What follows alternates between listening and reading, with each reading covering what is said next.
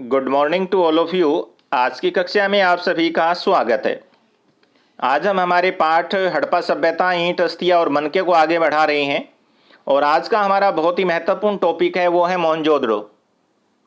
ये हड़प्पा सभ्यता का सबसे सुनियोजित नगर था और अगर हम हड़प्पा सभ्यता के मोहनजोदड़ो के स्थल की जब हमने खुदाई की और यहाँ से हमें जो अवशेष मिले और इसके बसने का जो हमने ढांचा देखा, उसके आधार पर हमें पता लगता है कि उस समय का जो मानव वो तकनीकी रूप से बड़ा ही सक्षम था। तकनीकी रूप से क्या था, सक्षम था। और उसका एग्जाम्पल भी हम यहाँ प्रूव कर देंगे कि ऐसी तकनीकें उन्होंने कैसे इस्तेमाल यहाँ पर की थी। तो हड़प्पा सभ्यता का सबसे प्राचीन स्थल इसको माना जाता है। हालांकि सबसे पहले खोजा गया स्थल हड़प्पा था, लेकिन हड़प्पा सभ्यता का सबसे प्राचीन जो स्थान है वो किसको माना जाता है, मोहनजोदड़ो को। तो मोहनजोदड़ो की हम बात यहां कर रहे हैं। तो मोहनजोदड़ो जो था उसके दो भाग थे। कितने भाग थे? दो भाग थे। आप इसके जरिए भी आप इसको बहुत आसानी से समझ सकते हैं। ये देखिएगा आप, दुर्ग और निचला शहर कि दो भागों के अंदर इसको जो है बचाया गया था। एक ऊपरी शहर जिसको दुर्ग बोला जाता था, दूसरा होता था निचला। तो ये जो निचला होता था इसमें आम व्यक्ति रहते थे, जो खेती करने वाले हैं, मजदूरी करने वाले हैं, व्यापार करने वाले हैं, जो दास हैं, या फिर अन्य कामों में संलिप्त जो लोग हैं। जबकि दुर्ग के अंदर जो ऊपरी जो भाग था उसके अंदर उस समय के जो पुरोहित राजा होते थे वो रहते थे। तो ये दो महत्वपूर्ण जो है चीजें हमें यहाँ पर देखने को मिलती है। उसके बाद में जो दुर्ग था उसका नाम दुर्ग क्यों पड़ा था, ये हमने आपको बार बार ये चीज़ें बताई भी हैं कि इस दुर्ग की जो ऊंचाई थी वो बहुत ज़्यादा थी। और दुर्ग की ऊंचाई किस लिए की गई थी? चबूतरों के ऊपर। ये बहुत महत्वपूर्ण तकनीक है। आज भी आपने देखा होगा, आज हम अपना मकान बनाते हैं तो पहले बहुत अच्छी ऊंचाई का एक चबूतरा बनाते हैं और उसके बाद जो है उस मकान का हम निर्माण करते हैं। तो मोहनजोदड़ो के शासन काल के अंदर उस सभ्यता के अंदर पहले चबूतरा बनाया जाता था, उसके बाद उसके ऊपर क्या बनाया जाता था? मकान बनाया जाता था। तो जो दुर्ग होता था, जो ऊपरी जो शहर होता था, उसको चारों ओर दीवार से घेरा जाता था। और इसलिए घेरा जाता था ताकि निचले जो शहर है उससे उसको क्या किया जाए, अलग किया जाए। हालांकि जो निचला शहर था, शहर होता था, उसको भी दीवारों से घेरा जाता था, लेकिन ऊपरी शहर को भी दीवारों से क्या है, घेरा जाता था। उन दोनों में अंतर करना हमारे लिए क्या हो जाता है, स्वाभाविक होता है। तो जो चबूतरे बनाए जाते थे ये हमें यूं लगता है किसका काम करते थे? नींव का काम करते थे। जैसे कि आजकल भी हम हमारी जो इमारतें बनाते हैं उसके लिए बहुत अच्छी जो है नींव नींव का जो है हम रख रखाव करते हैं ताकि हमारा मकान जो है लंबे समय तक अस्तित्व में क्या रहे, बना रहे। तो उस चबूतरे को बनाने के लिए इन्होंने ये बताया कि 1 घन मीटर मिट्टी ढोता था तो मात्र जो है इसके आधार बनाने में ही 40 लाख जो है श्रम दिवस लग गए होंगे। तो इतने पैमाने के ऊपर जो है श्रम की आवश्यकता यहाँ पर पड़ती थी। और यथास्थान बनने के बाद सारे शहर का निर्माण चबूतरों पर एक निश्चित क्षेत्र के अंदर क्या होता था, सीमित होता था। उसके बाद में ईंटों का निर्माण किया गया और ईंटें हमें दोनों प्रकार की मिली हैं, पक्की ईंटें भी मिली हैं और कच्ची भी मिली हैं। तो शुरुआती दौर के जो मकान थे वो कच्ची ईंटों से बनते थे। उसके बाद में जो है ईंटों को पकाना क्या कर दिया गया था, शुरू कर दिया गया था। और जो ईंटों का जो अनुपात है वो भी बिल्कुल ठीक मिला हमें, 1:2:4। इनकी लंबाई, चौड़ाई और ऊंचाई का जो अनुपात था, लंबाई, चौड़ाई व ऊंचाई का जो अनुपात था वो क्या था, 1:2:4 था। और हड़प्पा सभ्यता की जितनी भी बस्तियां हमें मिली है वहां ईंटें ऐसी ही मिली हैं। कोई भी ईंट जो है इस अस्तित्व से बाहर की नहीं थी। और हड़प्पा सभ्यता के स्थल के बारे में मैंने आपको बताया था कि 1860 के दशक में ये देखिए अलेक्जेंडर कनिंघम ने उसको खोदा था। और इस स्थान के ऊपर ये देखिए लाहौर और मुल्तान के बीच रेल की पटरी की बात मैंने आपसे की थी, लेकिन इसकी तरफ ये ध्यान नहीं दे पाए थे। तो पहली विशेषता तो हमारी हो गई है इसकी कि जो हड़प्पा जो सभ्यता का जो नगर था मोहनजोदड़ो, उसका पहला जो भाग है हमारे पास क्या आता है, दुर्ग। दूसरा फिर हमारे पास इसकी व्यवस्था आती है नालों की। अब ये क्या था कि जो हड़प्पा सभ्यता के जो शहर थे उनकी एक सबसे बड़ी विशेषता क्या थी कि जो सड़कें होती थी और गलियां जो होती थी वो एक दूसरे को समकोण पर काटती थी। और ये एक दूसरे को समकोण पर तब काटेगी जब किसी भी नगर को क्या होगा, व्यवस्थित रूप से बसाया जाएगा। पहले उसकी योजना बनाई जाएगी, फिर उसके ऊपर क्या किया जाएगा, काम किया जाएगा। उसका रीजन बता देता हूं, ये कैसे काटती थी समकोण पर। ऐसे होती थी, या तो पूर्व से क्या होती थी, पश्चिम की दिशा में जाती थी, या फिर उत्तर से किस दिशा में जाती थी, जैसे मान लो कि दक्षिण दिशा में जाती थी। इससे क्या होता था, जब हवाएं चलती थी, पूर्व से पश्चिम की हवा चलती थी तो इन गलियों को साफ कर देती थी, उत्तर से दक्षिण की चलती थी तो इन गलियों को क्या कर देती थी, साफ कर देती थी। इससे फिर क्या होता था, यहां पर मकान बने होते थे तो आवागमन में बड़ी आसानी होती थी। आवागमन में क्या होती थी, बड़ी आसानी होती थी। फिर क्या किया जाता था, अब बात आता था इन घरों का जो गंदा पानी होता था वो कैसे निकाला जाए। उसके लिए क्या किया जाता था, घरों के बाहर का जो कमरा होता था लास्ट का, वहां पर नाली बनाई जाती थी। क्या बनाई जाती थी, एक नाली बनाई जाती थी। मैं थोड़ा सा आपको बता देता हूं। यहाँ ये देखिए, जैसे कि ये घर है और इसका जो है ये बाहरी जो कमरा है, और यहाँ पर क्या बनी होती थी, नाली बनी होती थी। ऐसे ही सभी घरों की नालियां जो हैं फिर इस नाली के अंदर क्या हो जाती थी, मिलती रहती थी ऐसे। और ये जो सारी की सारी जो नालियां होती थी, ये जमीन में खोद करके बनाई जाती थी। ऊपर से इनको क्या कर दिया जाता था, ढक दिया जाता था। ढक्कन होते थे इनके ऐसे, ताकि जब भविष्य के अंदर इनको साफ किया जाए तो इन ढक्कनों को उठाया और इसको क्या कर दिया जाए, साफ कर दिया जाए। फिर ये सारी जो नालियां होती थी वो बाहर एक बहुत बड़ा नाला होता था, उसके अंदर जाकर के क्या हो जाती थी, मिल जाती थी। और इस नाले को भी ऊपर से क्या किया जाता था, ढका जाता था। और ये नाला जो है शहर से कहाँ निकल जाता था, बाहर निकल जाता था। कहने का भाव ये कि सीवर लाइन भी हम इसको कह सकते हैं। क्या बोल सकते हैं, सीवर लाइन भी कह सकते हैं। कि आजकल आपने शहरों में देखा होगा कि भूमिगत जो है नालों का निर्माण किया जाता है, और शहर का जो सारा कूड़ा करकट या गंदा जो पानी होता है उसे शहर से बाहर इन बड़े बड़े नालों से क्या कर दिया जाता है, निकाल दिया जाता है। और आप यहाँ देख भी सकते हैं, इस चित्र के अंदर आप देख सकते हैं एक नाली और इसके विशाल प्रवेश द्वार को। बड़े बड़े नालों के अंदर जो है वो नालियां आकर के क्या हो जाती थी, मिल जाती थी। तो प्रत्येक घर की एक जो दीवार है वो गली के साथ क्या है, सटी हुई होती थी। वो मैंने अभी आपको दिखाया है चित्र बना करके, ताकि उस घर का जो पानी है वो गली के नाले के अंदर क्या किया जाए, डाला जाए।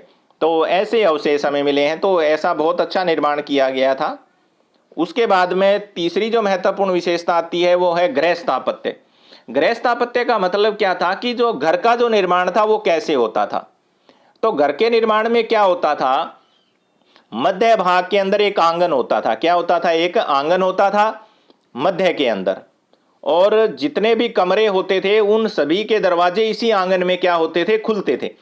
फॉर एग्जाम्पल मैं थोड़ा सा एक चित्र बना के आपको बता देता हूं। मान लीजिए ये आंगन है, ये क्या है, आंगन है। तो यहां पर जो कमरा होता था उसका दरवाजा यहां होता था, यहां जो कमरा होता था उसका दरवाजा यहां, यहां वाले का दरवाजा, यहां वाले का दरवाजा। कहने का भाव ये है कि जितने भी वहां पर कमरे होते थे उन सभी के दरवाजे जो है वो कहां पर खुलते थे, आंगन में खुलते थे। ये बहुत महत्वपूर्ण चीज थी। दूसरी बात महत्वपूर्ण क्या होती थी, जो घर बना दिया जाता था, और ये मान लो कि सड़क है और यहां पर ये घर है, तो जो गेट होता था, मेन गेट, वो अगर यहां पर होता था तो आगे दीवार निकाल दी जाती थी, ताकि सड़क से जो है अंदर का दृश्य दिखाई ना दे। यानी कि सड़क के ऊपर से गुजरने वाले जो व्यक्ति होते थे उनको घर के अंदर का दृश्य दिखाई नहीं देता था। मान लो अगर हम यहाँ दीवार नहीं निकालते हैं तो फिर क्या होगा, यहाँ पर जो हमारा दरवाजा होता है उससे अंदर के दृश्य को हम क्या कर सकते हैं, देख सकते हैं। तो जो आंगन मध्य में छोड़ा जाता था उसका मुख्य उद्देश्य ये होता था कि एक तो हवा जो है सभी कमरों के अंदर चलती रहे, वेंटिलेशन का बड़ा ध्यान रखा जाता था। बड़ी बड़ी खिड़कियां जो है कमरों के अंदर छोड़ी जाती थी। तो जो आंतरिक जो भाग है उसको मुख्य द्वार से क्या किया जाता था, अलग किया जाता था। उसका हम सीधा अवलोकन नहीं कर सकते थे। तीसरी जो महत्वपूर्ण बात क्या होती थी, जो दोबारा मैं रिपीट करूंगा इसको, मान लो ये है और ये घर है, तो इसका जो ये जो क्षेत्र होता था जहां पर भी सड़कें निकल जाती थी इसके चारों ओर, इस क्षेत्र में बने हुए जितने भी कमरे होते थे इनके अंदर खिड़कियां और दरवाजे नहीं खिड़कियां नहीं होती थी। बाहर की तरफ जो खिड़कियां होती थी, नीचे का जो कमरे होते थे उनकी खिड़कियां कभी भी कहाँ नहीं खुलती थी, गलियों में नहीं खुलती थी। उसका एक मुख्य उद्देश्य यही था कि वो घर की एकांतता को क्या रखना चाहते थे, बनाए हुए रखना चाहते थे। नहीं तो खिड़की अगर गली में खुलेगी तो उस कमरे के अंदर क्या हो रहा है, कमरे में क्या रखा हुआ है, उसे बाहर वाला व्यक्ति आसानी से क्या कर सकता है, देख सकता है। इसके अलावा इस घर के अंदर एक कक्ष ऐसा होता था जो कहाँ होता था, बिल्कुल सड़क के पास, जैसे कि यहाँ इसमें कुआं होता था। क्या होता था? कुआं होता था। पानी लिया जाता था ताकि यहाँ अगर पानी जो वेस्टेज होता है वो कहाँ पर चला जाए, नाली में चला जाए। अधिकांश आवास के अंदर कुएं मिले हैं और उनके लिए एक कक्ष बनाया जाता था, और ये कक्ष क्या होता था, बाहर की ओर होता था, सबसे बाहर की ओर, ताकि अगर कोई बाहर का व्यक्ति भी अगर पानी लेने के लिए आए तो वो इस कक्ष से पानी लेकर के चला जाए। आंतरिक भाग में नहीं होता था, ताकि घर की एकांतता को क्या किया जाए, बनाए रखा जाए। तो ये माना जाता है कि उस समय मोहनजोदड़ो के अंदर 700 कुएं थे। कई बार ये प्रश्न आ जाता है कि मोहनजोदड़ो के अंदर खुदाई के दौरान हमें कितने कुएं जो है मिले हैं। तो 700 के करीबन जो है हमें कुएं मिले हैं। आप ये देखिए, आप इससे भी समझ सकते हैं बहुत आसानी से। ये देखिएगा आप, ये मकान बनाया हुआ है, इसके आंगन बने हुए हैं, ये सारे भाग है। ये देखिए, इस बाहरी भाग में आपको कोई भी खिड़की नहीं नजर आएगी। और ये देखिए, ये उस घर का दरवाजा है यहाँ पर, और इस दरवाजे से आप देखिए किसी भी घर के स्थल को नहीं देख सकते हैं, क्योंकि मैंने आपको बताया था कि आगे पहले एक दीवार खींच दी जाती थी ताकि आंतरिक जो भाग है वो क्या रहे, एकांत में रहे। उसके बाद में दुर्ग की हमने पहले ही चर्चा की थी कि दुर्ग के ऊपर हमें जो संरचनाएं मिली उसकी हम बात करते हैं। तो यहाँ पर हमें एक चीज तो महत्वपूर्ण मिली है, स्नानागार। यहाँ पर जो है बहुत अधिक स्नानागार मिले हैं, और एक जलाशय मिला है जहाँ से जल का क्या किया जाता था, इस्तेमाल किया जाता था। और जलाशय के अंदर जाने के लिए जो है सीढ़ियाँ बनी हुई थी। और इस जलाशय का जो निर्माण है वो किससे किया गया होगा, ईंटों को जमाकर और जिप्सम के गारे का इस्तेमाल किया। और इसके तीनों ओर क्या बने हुए थे, कक्ष बने हुए थे। उन कक्षों के अंदर एक बहुत बड़ा कुआं था, और उस कुएं से जो इस जलाशय के अंदर जल को क्या किया जाता था, डाला जाता था। उत्तरी और दक्षिणी भाग के अंदर यहाँ पर सीढ़ियां बनी होती थी जलाशय के अंदर जाने के लिए। और ये पता लगता है कि इसके अंदर इतने स्नानघर बने हैं, तो हमें यूँ पता लगता है कि इस स्थान का इस्तेमाल किसी अनुष्ठान के लिए किया जाता होगा। किसके लिए किया जाता हो, कोई बड़ा अनुष्ठान जब किया जाता था तो लोग यहाँ पर स्नान करने के लिए आते थे। जैसे कि वर्तमान के अंदर हम लोग कहाँ जाते हैं, हरिद्वार स्नान करने के लिए जाते हैं, कुंभ का स्नान करने के लिए हम लोग जाते हैं। तो इस प्रकार मोहनजोदड़ो के शासनकाल के अंदर भी जो है दुर्ग के अंदर एक जो महत्वपूर्ण हमें इमारत मिली है वो स्नानागार की मिली है। तो हमें पता लगता है कि यहाँ लोग नहाने के लिए आते होंगे। इसके अलावा दूसरा जो महत्वपूर्ण जो चीज यहाँ पर मिली है, स्नानघर जो यहाँ पर मिले हैं, 8-8 स्नानघर जो एक साथ बनाए गए थे, ताकि जो है लोग आसानी से यहाँ पर अपना क्या कर सके। और एक और चीज बता देता हूं मैं आपको जो इसमें रह जाती है, अन्नागार। अन्नागार जिसको माल गोदाम भी बोलते हैं। माल गोदाम क्या होता था, जो एक्स्ट्रा अन्न बच जाता था वो किसान जो है इस माल गोदाम में क्या कर देते थे, इकट्ठा कर देते थे, ताकि भविष्य के अंदर उसका क्या किया जा सके, इस्तेमाल किया जा सके। अन्नागार भी मिला है हमें वहां पर। उसके बाद में एक नेक्स्ट हमारा जो यहाँ पॉइंट आ जाता है वो है सामाजिक भिन्नताओं का अवलोकन। इसका अर्थ क्या होता है? सामाजिक भिन्नता का मतलब इस समाज के अंदर उच्च व नीच, अमीर व गरीब। भिन्नता का मतलब ये था कि क्या उस समय समाज के अंदर भिन्नताएं थी। कुछ लोग उच्च वर्ग के होते थे और कुछ लोग किसके होते थे, निम्न वर्ग के होते थे। कुछ लोग गरीब होते थे और कुछ लोग क्या होते थे, अमीर होते थे। ये सारी की सारी चीजें हमें कहाँ से मिलती है, हड़प्पा सभ्यता से। अब बात ये आ जाती कि हम ये किस आधार पर कह सकते हैं कि उस समय के लोग ऊंच और नीच होते थे, अमीर और क्या होते थे, गरीब। तो उसके लिए हम क्या करते हैं, उन लोगों के द्वारा जो वस्तुएं इस्तेमाल में लाई गई, या उन लोगों ने जो अपने अवशेष जो है, जो अपने मरने के बाद व्यक्ति के शव को जो दफनाया गया है, उनके आधार पर हम इस चीज का अवलोकन करते हैं। तो उसमें सबसे पहली हम बात करते हैं समाधान की। अब समाधान का मतलब क्या होता है कि मिस्र के अंदर जो पिरामिड मिले हैं हमें, कहाँ पर मिले हैं, मिस्र में क्या मिले हैं, पिरामिड। ये पिरामिड क्या थे, बड़ी बड़ी जो है कब्रें होती थी। क्या होती थी, कब्रें होती थी, और उनके ऊपर बड़े बड़े क्या रखे जाते थे, पत्थर रखे जाते थे। जिससे पता लग जाता था, उन पत्थरों के ऊपर खुदाई की जाती थी कि कब्र किस व्यक्ति की है। तो इसी प्रकार हड़प्पा सभ्यता के अंदर भी मानव के मरने के बाद उसको दफनाया जाता था। दफनाया जाता था तो जमीन के अंदर एक गड्ढा खोदा जाता था जिसको गरत बोला जाता था। क्या बोला जाता था? गरत। जो गड्ढा जो है खोदा जाता था उसको क्या बोला जाता था? गरत बोला जाता था। तो वहां पर जो गरत हमें मिले हैं, जो कब्रें हमें मिली हैं, वो भिन्न भिन्न प्रकार की मिली हैं। तो कुछ ऐसी है जिनके अंदर ईंटों से चिनाई की गई थी, कुछ ऐसी थी जो कच्ची थी। तो कच्ची थी इसका मतलब गरीब व्यक्ति की थी, और अगर पक्की थी तो इसका मतलब व्यक्ति अमीर था, इसलिए उन्होंने उस दीवार की क्या कर दी, पक्की ईंटों में क्या कर दी गई, चिनाई कर दी गई। फिर क्या होता था, एक और यहां अवधारणा हमें मिलती है कि जो शव होता था उसके साथ में वस्तुएं रखी हुई मिली हैं। जैसे कि आज भी आपने देखा होगा बहुत जगह पर कब्रों के साथ मानव के द्वारा उपयोग में, जो अपने जीवन में जिन वस्तुओं का उपयोग करता था वो वस्तुएं उसके साथ दफना दी जाती थी। तो बहुत से हमें शव ऐसे मिले हैं जिन शवों के पास हमें क्या मिली है, बहुमूल्य धातुएं मिली है। मूल्यवान क्या मिली है? धातुएं मिली हैं। तो इससे हमें क्या पता लगा कि अगर मूल्यवान धातुएं किसी व्यक्ति के साथ अगर दफनाई हुई मिली हैं तो उससे ये पता लगता है कि आदमी अमीर रहा होगा, या फिर उस व्यक्ति ने शीशे के जो मनके हैं उनका इस्तेमाल किया होगा, उनके आभूषण वहां पर मिले। तो इससे पता लगता है कि ये व्यक्ति क्या रहा होगा, अमीर रहा होगा। और किसी शव के पास अगर हमें इस प्रकार की वस्तुएं नहीं मिलती है, क्या नहीं मिलती, इस प्रकार की वस्तुएं नहीं मिलती है, इससे हम ये अंदाजा लगाएंगे कि वो व्यक्ति जो है क्या रहा होगा, गरीब रहा होगा। तो शवों से हमें सामाजिक विविधता का पता लग जाता है। अब आप समझ गए होंगे बहुत अच्छे से कि शवों से हमें जो है प्राकृतिक विविधता का पता कैसे लगता है। उसके बाद में सेकंड हमारा जो पॉइंट आता है वो है सामाजिक विविधता को जानने का, विलासता की वस्तुएं। आज भी आपने देखा होगा किसी के घर के अंदर अगर फ्रिज है, किसी के घर के अंदर गाड़ी है, किसी के घर के अंदर अगर एसी है, तो वो सारी की सारी क्या है, विलासता की वस्तुएं हैं। यानी कि मानव के जीवन को आरामदायक बनाने के लिए जिन वस्तुओं का इस्तेमाल किया जाता है उसको हम क्या बोलते हैं, विलासी वस्तुएं बोलते हैं। क्या बोलते हैं? विलासी वस्तुएं।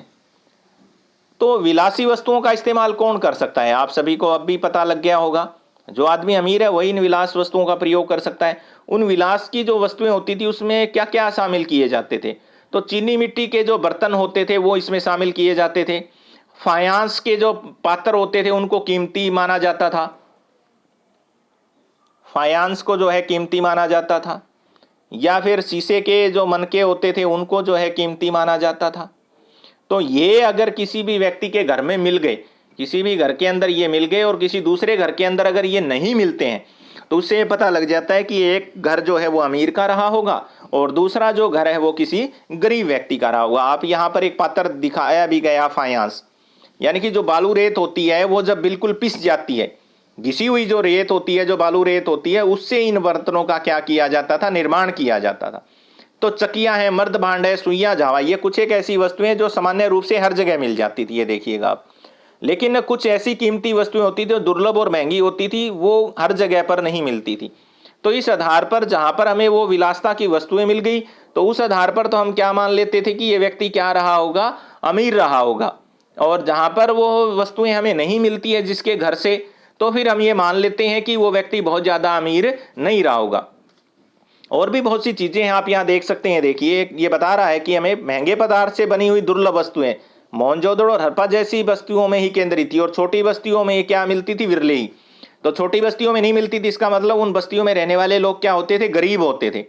तो इसलिए जो है सामाजिक जो विविधता है उसको जानने के दो महत्वपूर्ण हमारे पास स्रोत हो गए। पहला तो कौन सा हो गया, शवादान। ये प्रश्न आ जाता है कई बार कि शवों के साथ दफनाई गई वस्तुएं। और दूसरा क्या होगी, विलास की वस्तुओं। विलास की वस्तुएं, ये जिन जिन वस्तुओं बस्तियों के अंदर या जिन जिन घरों के अंदर हमें मिली वो अमीर लोग थे, जिन घरों में हमें नहीं मिली वो क्या थे, गरीब लोग थे। उसके बाद में नेक्स्ट हमारा जो पॉइंट यहां पर आ रहा है वो हम आगे बढ़ रहे हैं, शिल्प उत्पादन के विषय में जानकारी, और इसके बारे में हमारी आगे की कक्षा में अध्ययन करेंगे। Thank you.